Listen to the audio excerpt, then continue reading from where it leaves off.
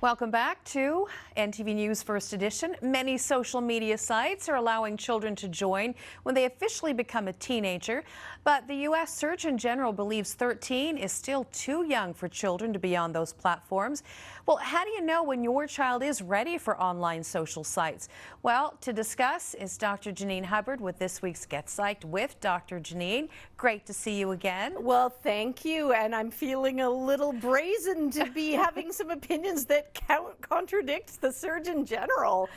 Yes, so I'm going to ask you, in your opinion, is 13 too young for social media?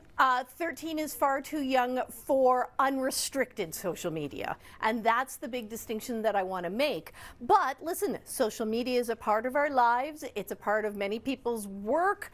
It is an essential piece of how many of our young people communicate. So instead of forbidding it until like 16 or 17, which is what he was suggesting, like every other skill that we want to teach our children, we start young, we start gradual with loads and loads and loads of supervision and discussion and practice, because we know, like any other skill, kids are going to make mistakes.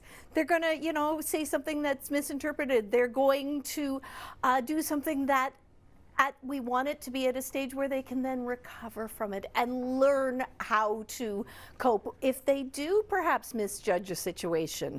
And just letting them do that without kind of that close supervision and monitoring, that's problematic. So then how can we be sure that our children are safe when they're on social media? Well, again, we start out early days side by side. The only time they're using it is when a parent is with them and you're walking them through it. Then it might be a little bit more independence, but always in public spaces within the house, and knowing that you're going to look at it or you're going to talk to them about it. And then again, that gradual increase of independence. It could be you know what, I'm not going to check on it, but know that I still have that ability. But what you want to build in them is it's okay to make mistakes. You're going to encounter some things that you're not sure what to do about, and keeping it safe so that they can come back and ask you for help. If it's something that's forbidden, but all their other friends are doing it, they're going to find a way to do it. They're going to make those mistakes, and then they're going to be afraid to fess up or come and talk to you about it. And that's what causes the problems. Are there some social media sites that you think kids should avoid? Snapchat is one that I know is really popular, and the reason it's popular is the idea that the messages disappear really quickly.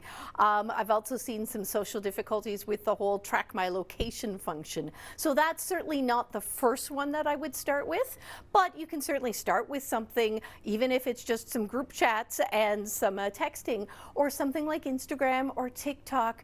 But doing it with your child, talking to them about things like that dopamine effect. We've talked about that before, why getting likes, makes you feel good. Talking about the artificial filters. Have fun.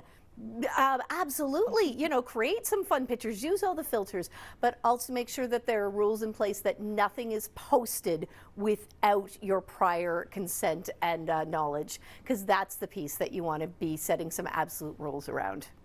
Dr. Janine Hubbard, thank you so much for this. Anytime.